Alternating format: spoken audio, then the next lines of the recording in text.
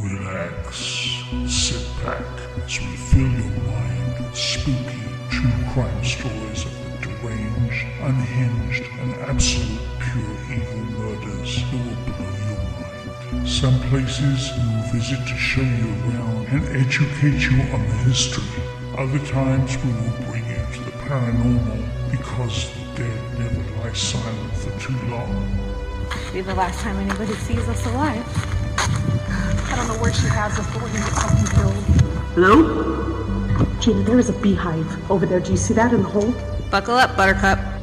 Welcome to 50 States of Madness. Welcome to 50 States of Madness. Hi, everybody. Good afternoon. Good afternoon. Yes. How's everything going? It's going good. Good. I mean, Another yeah, week. Another week.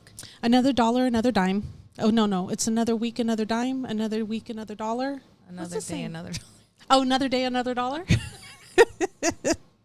You know what I just sent you to over TikTok? I don't know if you had a chance to see it, but there's a TikTok that says old phrases that we say and where they came from. Mm-hmm. Kind of like, Oh, I didn't read it. I was driving when you sent it to me.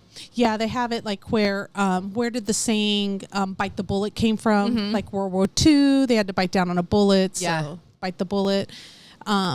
Show your true colors, because warships were allowed to fly several different flags so that the enemy wouldn't know who was, approaching them. But right before you fired, you had to show your true flag, so they knew who was firing. So show your true colors. That's Johnny's really good at these. Is he really good at? Yeah, he knows a lot of these. Yeah. The one like caught red-handed. Yeah. With the bloody red hands, murders. I don't know. There's different ones on there, but yeah. So I'll have to look. Another day, another dollar. There we go. I wonder where that one came from. We'll have to research that and get back to you. We'll have to let you know. But we're going to do a shoot the shit today. We are going to do a shoot the shit. We have one more week until we leave for Massachusetts. I'm excited. I'm so excited. I'm beside myself. On a jet plane. I don't know we're gonna get copyright. Sorry. Okay, you're right. I sounded exactly like them. I know. That's why I'm like, stop. God, you're going to ruin it. We're not going to be able to post this episode. Just kidding. We leave a week from tomorrow. We leave on the 19th. I'm so excited. I can't even stand it. I'm super excited to go to Salem. Like, I'll say that. I'm really excited. But I found an abandoned asylum there, and you have no idea the amount of excitement that is running through my gizzards right now. And it's still standing. It's still there. Hasn't been plowed down. We thought we found another one, but then I went on Google Maps. Yeah. And in 2020 it was standing, but in 2022 it was leveled. I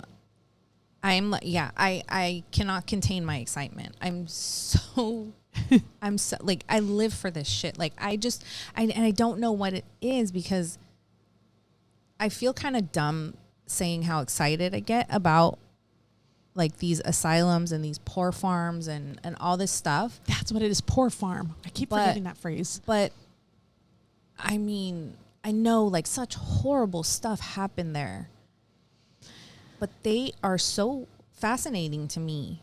Yeah, it's really interesting. And most of them are shut down, and you wonder why. Like, what atrocities happened? Horrible things happened. Yeah, I mean, horrible things. All of them to be shut down around the same time in the 80s. In the 80s, it's like the late 80s, early 90s is when they all kind of, went under, and they were all opened in the late 1800s.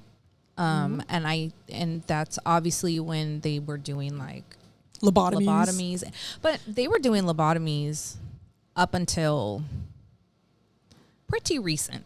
I'm wondering if they still maybe do on occasion, maybe not for that particular reason, or for like, but I don't know, but I'm interested in finding that out. Yeah, it's a horrible thing.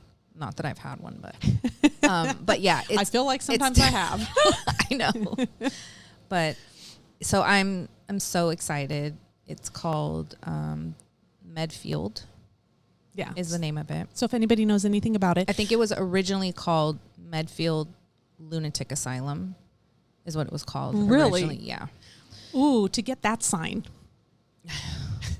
And it's a park where you can dog walk, you can walk on the grounds and everything, but they don't Yeah. allow you inside the buildings. But I did find a few pictures.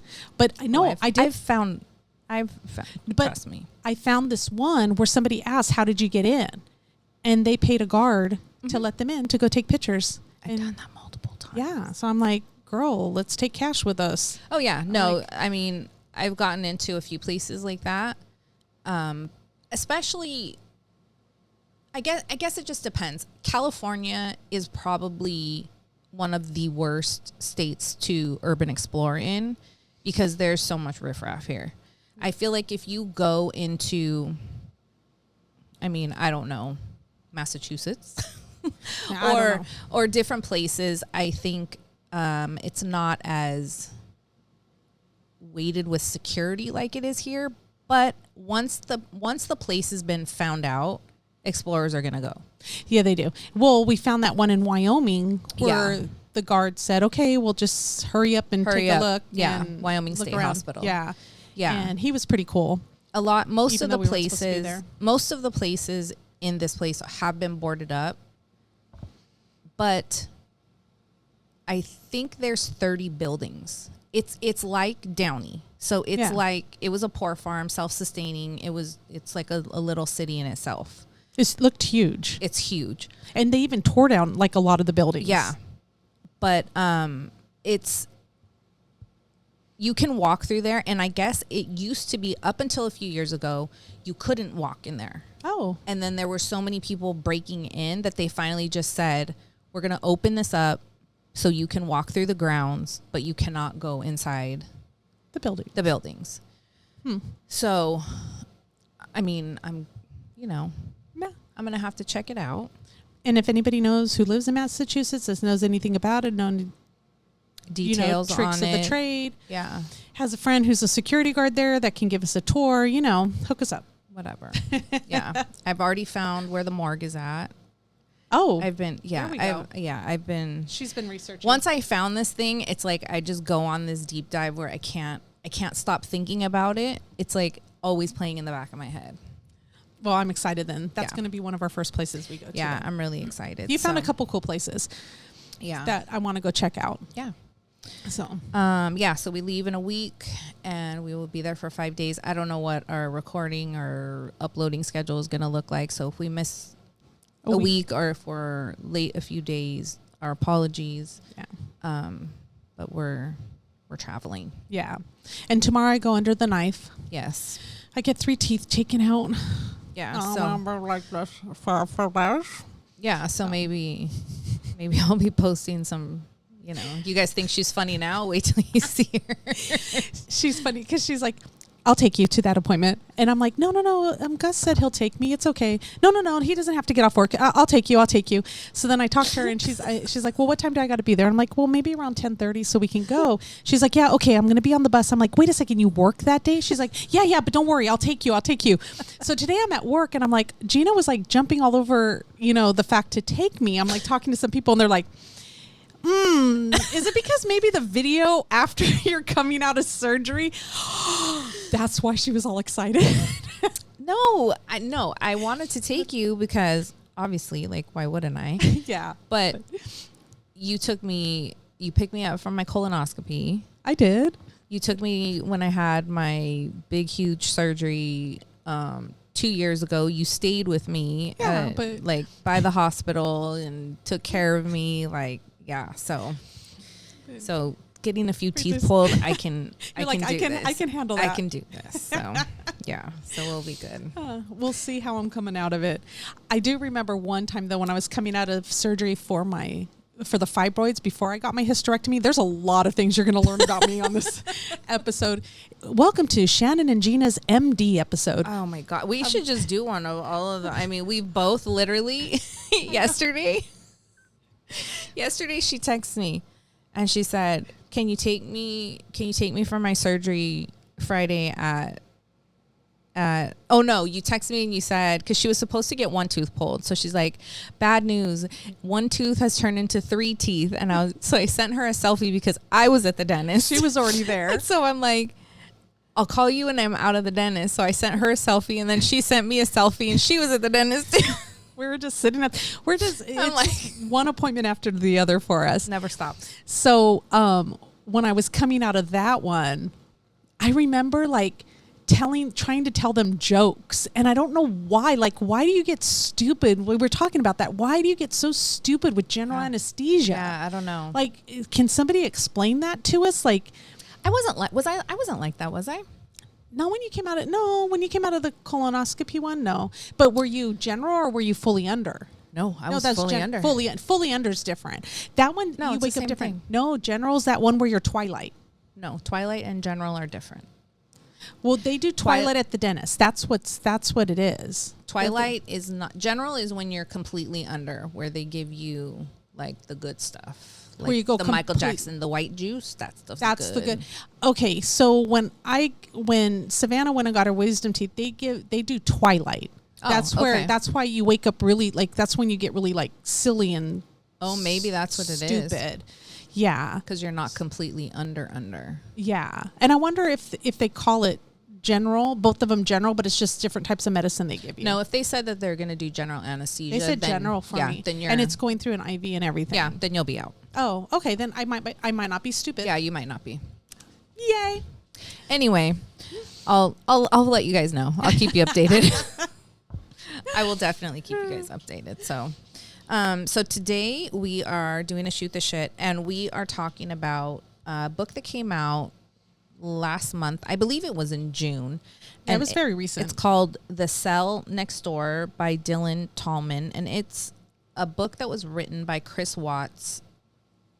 The guy that was in the cell next to him, I believe. Yeah, it wasn't like he didn't share a cell with Chris. No, because they're all in confinement. They're all in solitary confinement because they're like special circumstances. So. Right.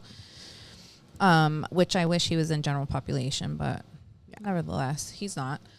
And this is like in 2020. It wasn't even near when the charges were brought. Well, I mean, it was in 2018 that all that happened, so it wasn't too far off, right? Far off. No. Yeah, It was years. 2018. I believe so. Oh my goodness. How time flies. I think it was August. 6 years ago. Yeah, Right? 2018. Yes, you're right. I'm right? Not 2008, 2018. Yeah. Yeah. No, you're right. Okay. Good Lord. You think we talk about this enough that we'll... Like, Well, we haven't done an episode on the Watts stuff in a while, but because I don't know what else there is to be said about it, to be honest. No, because, I mean, it's pretty much covered. People talk about it, but this book coming out, I mean, now all of a sudden it's like kind of regenerating. Like some people are reading it on TikTok, reading excerpts of it and stuff. And it's kind of what we're going to do too. We're going to kind of talk about it. But what did you think about the book? I thought it was pretty interesting. It's only 29 pages. Yeah. So if you, like, honestly, you can read it in the blink of an eye. It's a very quick, easy read. And when we say 29 pages, it's like literally this is the size of 29 like iPhone pages.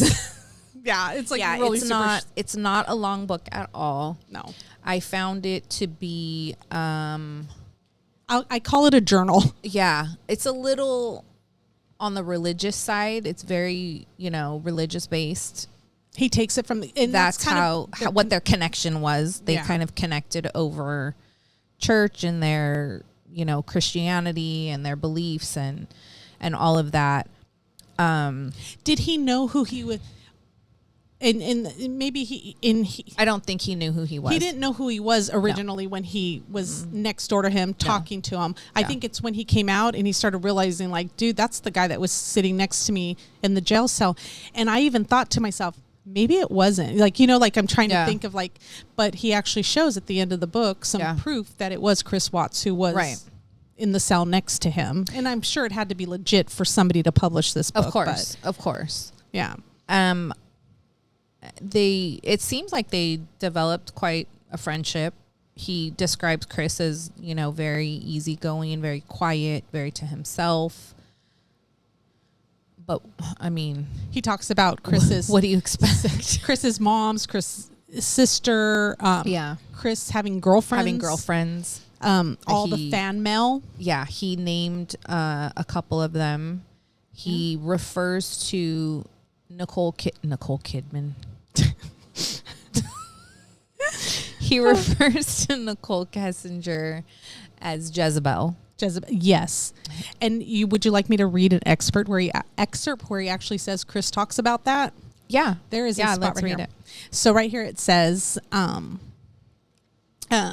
Chris and I began making plans for when we get out of prison. Now we needed to get him out of prison. We began to go over his case and the facts of his case.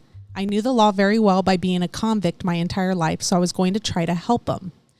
Brother, what the hell happened that day that you are being accused of all this? I can't remember a lot. He then sighed and added, it wasn't my hand. Yeah. Well, just tell me what you remember, I asked him. He seemed to be racking his brain. I was having an affair with this girl, and I ended up in love with 2 women at the same time, Chris explains. So this has to do with what happened, I asked. It's what led up to what happened, he informed me. So tell me about this mistress, I asked. She is of evil spirits, like Jezebel, he confessed. Let's just call her Jezebel then, I suggested. That suits her, he agreed. So, yeah, I think, I don't know. I truly believe that there are some people who get into relationships with other people that are completely, I don't even know how to explain it. I feel like these people are taken over by this other person. Like there's just some bad seeds in this world. And I feel like Nicole Kessinger is just one of those bad seeds. And I feel like Chris Watts, and I'm not protecting him. I'm not giving him an excuse. He's where he is. None of that. Yes, I'm not saying that. I just feel like there are some people that get a hold of other people and they can change their way of thinking. They can change their way of doing everything. And I feel like Nicole Kessinger possesses that. Yeah. She definitely manipulated him. And the guy even asked him, what made Jezebel so evil? And Chris answered, Proverbs 7.26 and Proverbs 7.27. Chris answered, for she has cast down many wounded, and all who were slain by her were strong men. Her house is the way to hell, descending to the chambers of death. Yeah, I just feel like some people can be brainwashed, and it's not even like to say that Chris Watts is like a weak person.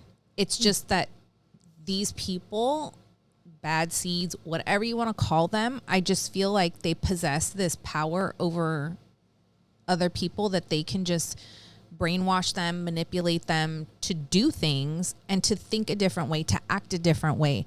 And again, it's not an excuse. No. He did what he did. Well, and then in this one, he's actually claiming that it actually wasn't done by his hand. Exactly. He talks about it as far as, yeah, what he did to his wife, yes, but the children, no. Yes. And we've talked about that in the past. Like, do you think that maybe, I feel like he somebody had else to have had help. Yeah. Oh, well, absolutely had to have had help. He could have. In the short 3 period people, of time that he would have had to have taken 3 lives, not only taken their lives, but buried his wife, put his 2 kids in those oil container. And at the same time, when he was doing all that, people at work were calling him because they were supposed to meet him down at Survey. Yes. 319, yes. And so people were actually calling like, hey, are you there yet? Because we're going to be heading down. So he was expecting people to be there. And people actually showed up there at the site when he was there doing this. Mm-hmm. So it had to be quick enough for him to do it. Yes. So, yeah, it's just too short of a time. I don't really believe that he did this all by himself. No. But yes, I believe he did kill Shanann. Oh, yeah. And it's just questionable if it was the kids or not as well, or if he had help with definitely. I feel like he definitely had help, and I feel like Nicole Kessinger was probably the one to make the suggestion. I don't feel like Chris Watts did this on his own. No. As far as, I don't even think it was his thought. I think she is the one that put these things into his head. Yeah. I really do. So he goes on saying, after reading the passages he provided me with that night, I had the idea that he was trying to tell me that this mistress had something to do with his case. Anytime her name came up, he would lose his composure, and his composure was always under control in other situations, just not when her name came up. I was learning this case in broken pieces. It was such a mess, and I was just trying to help him. It's funny how, like, he doesn't try to push him. What I'm getting from, like, what I'm getting from this. And just as disclaimer, and he even says it too, that he wrote this book a couple years after these conversations so took place. He wasn't writing this down verbatim, the stuff that he says. Yeah. He just, tried to remember some of the conversations they had together. Because again, when they were having these conversations, I don't think that this gentleman knew who he was speaking to. No. I don't think he knew it was like Chris Watts. I think he figured that out as time went on. But yeah. So, yeah.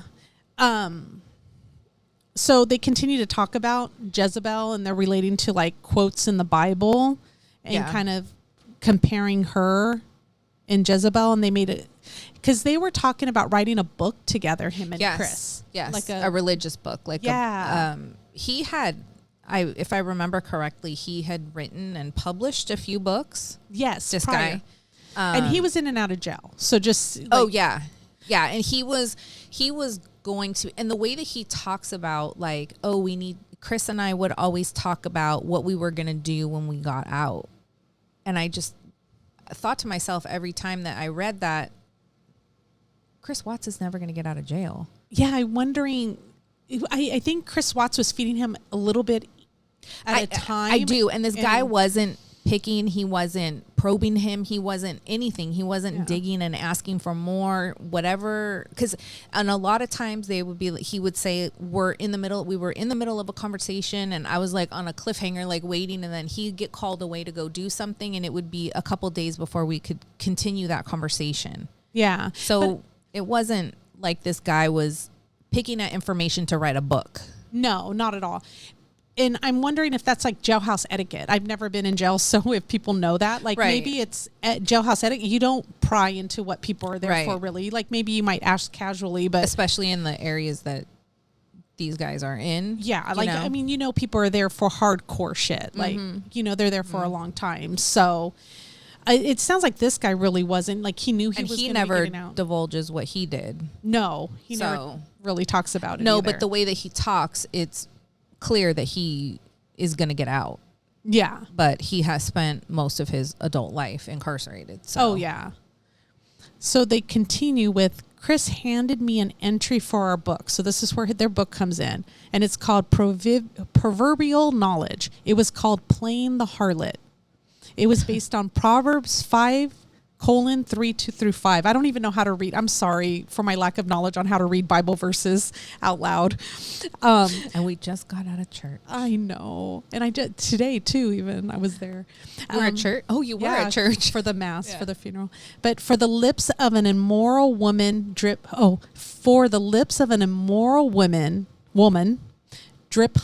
and her mouth is smoother than oil.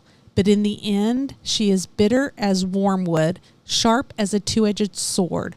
Her feet go down to death. Her steps lay hold of hell. So he gives these hints, like this is how he's feeling about her. So I wonder, like sometimes, like he's probably pissed she's not trying to reach out to him. I feel like he has a lot of anger and hatred towards him at her at times, right? Correct me if I'm wrong, but I believe in the beginning of the book, didn't it talk about her, Nicole Kessinger, writing to him, but under a different name? They think it's her. Okay. So there's a point where he's like, who do you think this girl is who's writing to you? Do you think it could be NK? Because that's how the writer refers to Nicole Kessinger as well. And do you think it could be NK? And he's like, oh, I never thought of that. It could be her trying to write to me, but they never said like if it was or wasn't. Why is it that everybody refers to her as NK? Why can't we say Nicole Kessinger? I don't know. We say it all the time on our episodes and we never get banned or cut out so I know that there was like in the beginning, remember we were worried because like some people were saying you can't say her name. Why can I not say her name? They're going to take your video off and all of our videos are still there. So Yeah. I don't know if anybody knows why we're not allowed to say her Yeah, name. Is it fill like me in, like, I don't know. Is it forbidden or I it's don't know. so weird. Like we Yeah. can say any other person's name. Yeah, on I video. always It's like, wondered that. Like, why? I remember when we first and let me tell you, we did the Chris Watts case. We had absolutely no idea how involved this case was. I literally just had it on my list of cases that I wanted to talk about. like we have any other cases. And at the end of that case, Shannon said, "Oh, I wonder where that mistress girl is at now." And then it just imploded. It blew up. Like I don't understand. It was crazy. And so I don't And know. to It's date, that Nicole Kessinger video that we did, the first one that we did, has the most views of all of our videos. It's the most downloaded podcast that we have. It's just it's crazy to me why people are so invested in this case. and how it's not fading out. Like it's like every time we throw up a video, it gets the Because hits. I mean, But now it's like, what else is there to say about the case? yeah. I mean, I don't know what else. I don't know. I mean, right now we have, I guess certain things come out like this right here. And I'm going to go because you talked about the letter, and here it is right here. It said, I hollered over to Chris and asked him about his mail because he was awfully quiet. He told me that he had received a very strange letter. It was from someone named Becky. The woman said that NK said that she still loved him and was thinking of him. He ripped up the letter, flushed it, and claimed it was a hoax. And so the guy asked, have you ever received mail from anyone before claiming that NK still loved you or anything ever close to this? I asked. He said, no. And he said, okay, then it was her, I pointed out. And he asked, Becky?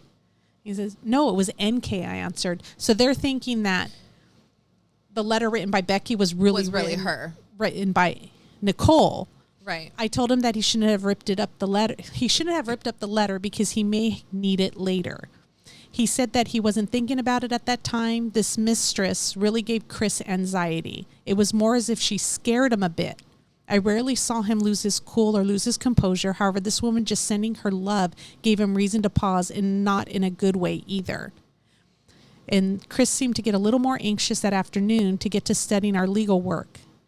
His parents had bought us a Black Laws dictionary. We were discussing his arrest, interrogation, and his memory of things. He told me he had trouble remembering what happened. So I pointed out the things he didn't know. It turns out that investigators interrogated him for hours prior to giving him a lie detector test. They kept telling him what he did instead of asking him what he did. He explained to me that he felt worn down and defeated by the investigators. It had been a confusing turn of events leading up to this point. Why does this girl get you all out of character? I asked. And he said, don't you have a girl in your life that was so evil she turned your world upside down? He asked me. So I feel like that's what happened. And we talked about this too, is that how she did kind of, witchcraft. I don't even want to know. Black magic, witchcraft. Yeah, whatever you want to call it. She was involved in that. And if she put like some sort of spell or... Like to get him to confess to everything right away, and for everybody just to drop everything, and for the investigators not to look into it.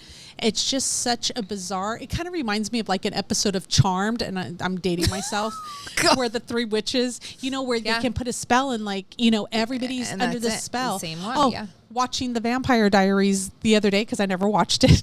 So I've never seen it. So there's an episode, well, I'm barely on season 1, episode 1. And the vampire puts down his thing because he's trying to enroll in school and he doesn't have all the paperwork. And he puts down and he goes, look again. I think the papers are in there that you're looking for.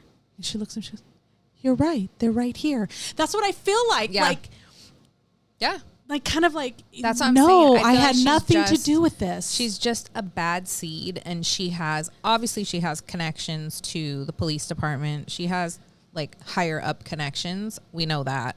Yeah. But yeah, I just feel like she's just not a good person.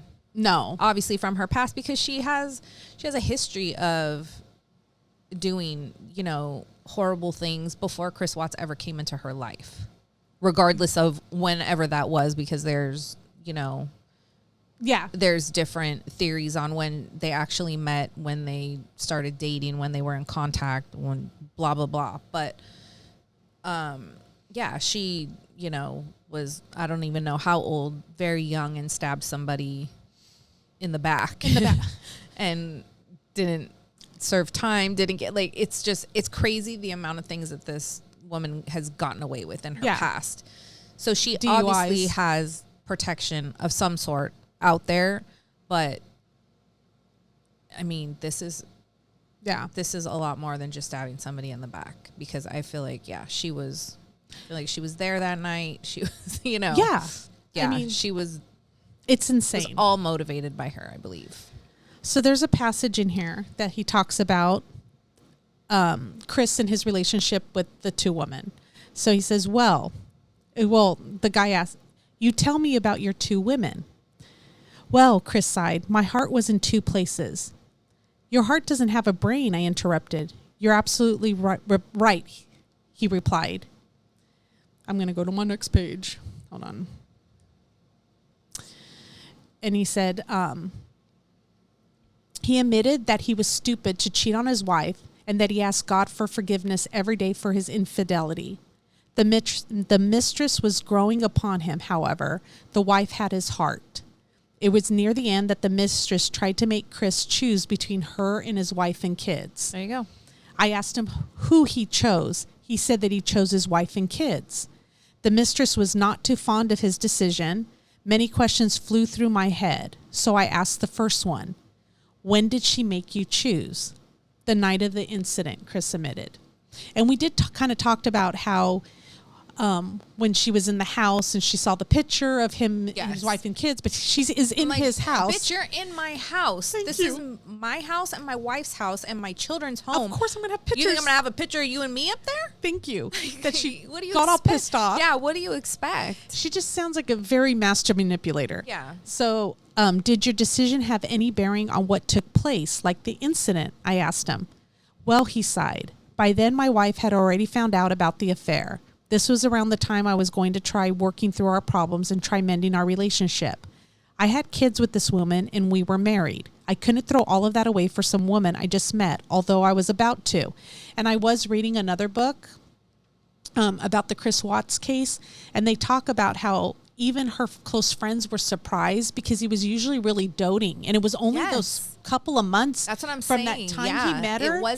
It wasn't a long... in his character to be this way. No, he was always so loving and doting on her. And the first two pregnancies, he was like always making sure she was okay. To go from that to like the third pregnancy. I don't want it. I don't want the kid with you. Yeah. Third pregnancy, I don't want to have anything to do with you. I want to get a divorce. You, I feel like Nicole Kessinger just did something to this guy. It's so bizarre. And so I said, yeah, I know about falling fast for a new woman because it happens to the best of us, I replied. And then he talks about the Bible. So he says, that is a perfect example. There are two temptations put in our path that we're supposed to overcome. Jezebel or NK was the forbidden fruit, which made her all the more desirable, I answered. And that's the thing, is that that's what we talk about. Like, why all of a sudden in those couple of months, and we talked about how it probably never would have happened. Shanann and the kids would still be alive because, like you said, he wasn't an abusive husband. No. He was very doting, very loving prior to this incident. Yeah. But what makes me what's kind of strange though too, is that, like we always say, we never know what's in a relationship. Yeah, of course. The other friend, Nikki, her best friend, why does she jump really fast to the conclusion just because you can't get a hold of your friend in one night? That all of a sudden, you're calling the cops to the house the same day. But maybe it's because of the change of personality. Of what had taken place the last few months that was just so out of character for him. That's true. And also because it is true that Shanann was always on social media, always up. Always. And she was going in to get the baby check. So I don't think she necessarily thought Chris had done anything. She probably thought her friend was in trouble because she was pregnant. Maybe like something had happened. Who knows? Yeah. It probably initially wasn't like, no. oh, Chris did something. It was something happened to my friend. She Right. might need our help because Yes. she's pregnant. Yes. So because she normally didn't miss her doctor's appointments, things Right. like that. Everything was just not, was just so out of the norm, I think. I don't know. So the guy asked him, so were you ever going to leave the wife at any point? And he says, no. I felt bad for cheating and tried to work things out with my wife right before the tragedy. Was your mistress upset about it? Oh, yeah, he answered. I have to ask, why the first confession? And he says, it's all a confusing blur. Yeah. And then he said, okay, then why did you switch the confession to you taking all of the responsibility? He said, because I wanted to honor my wife in death, as in life. So, and then he asked, are you at least going to appeal to get the correct story out there? He says, my character is assassinated anyways. I don't need the stress on my wife's family because even though they hate me and want me to rot and die, I do care for them. And he says, well, bro, which confession was the truth? I asked. The first confession is closest to the truth. However, I don't know if I can go back through court and relive all of that again. So. And I mean, honestly, truth be told, like, he's where he needs to be. Yeah. I mean, and he's right to go through a whole not even a retrial, because there never was a trial, but for this case to go to trial, could you imagine the amount of stress that would put on everybody, on their families and Shanann's family? Like both families. Is it really worth it? Yeah. They do talk about though, like, won't you do it for your mom? Because because they're all like his mom is all like thinks he's innocent and everything and wants him out of jail. But I mean, even if he didn't kill the kids, he killed her. Yeah. He deserves to be in there. So, I mean, whatever. Yeah. I mean, it would be nice for it to go to trial to, obviously get Nicole Kessinger questioned and oh yeah, go through all of that and see how that plays out. But I don't, I'm not real. I don't think that that's ever going to happen. Yeah. And he does say, like, he confessed. So there's no going back on that. Like, he did the confession, Yeah. So that's just where it is. That's where he's going to stay. But was there something in here, and I'm trying to find it, but was there something, he talks about, I don't want to cause my wife's family any more grief. What about your family and their constant grief? I pointed out. Who gives a fuck? He's say that quietly. Like, I mean, he's still guilty. Yeah. He's still, regardless of how it happened, why it happened, whatever the reason may be, if she manipulated him, it doesn't matter. He's still guilty. Yeah. So right here he says, the guy tells him, all you can do from here is redeem yourself because you confessed to murdering your wife and kids in cold blood. I said, we didn't. I didn't murder them in cold blood. Chris replied, slightly defensively. My wife came home and she knew I was having an affair. We got into a fight. She attacked me. I was simply defending myself. And then my daughter, standing count, the sergeant announced, interrupting our conversation. After she did her round, we continued our conversation. Afterward, I talked to Jezebel. I panicked. So I confided in her and she said she would help me. So he confided to her, called it like, I killed my wife. My wife medicated her heavily that night because she kept crying. He's saying that his wife medicated their daughter because the daughter kept crying. Right. After I killed my wife by choking her to death because she had a knife. I believe that maybe in the moment when she was talking to him about the affair, when he says she attacked me, I could see her hitting him or punching him or just like being angry. But I mean, I don't feel like she would have grabbed a knife and. Yeah. He says, after I killed my wife by choking her to death because she had a knife, something in me just died. It was an accident. And he goes on to say, I loved her with all my heart and still do. It's such a tragic loss. I just want to honor her memory and not ruin her memory. People want the truth, but I don't owe it to anyone. It's my family that I lost, and it's me that's serving life in prison. What else do I owe? Chris asked. And he says, you owe yourself a fair chance, redemption at that. The truth shall set you free, bro. The ball's in your court. Only you can appeal your case. Only you can put the truth out there, and only God can judge you. I explain. When they tell me to put my hand on the Bible and I swear, I'm going to open it to where Jesus forbids oaths. Chris laughs. So anyway, he's not gonna appeal it, because if he appeals it, that's gonna bring Nicole Kessinger into the picture, and that's probably the last thing that he wants to do. Yeah, for some reason he's afraid of her. It sounds like. I mean, I'd be afraid of the bitch too. She's got, to be honest, like, spells. you know. You kind of can't blame him for that. No, not at all. He's like, I'm in prison. I'm never going to get out. I'm going to die here. He's already confessed. Well, he says, anyways, I told my mistress what had happened, and she told me how to hide my wife's body. She said to bring the girls with. I was just on autopilot, like in shock. So I grabbed my younger daughter out of bed. She was asleep. My older daughter was awake and asking about her mom. I told her that she was in a deep sleep and Daddy was going to get her some help to wake up. Before we left, I had to check in with Ed. Mm-hmm. So they never really finished that conversation afterwards. Yeah. So they kind of, it says,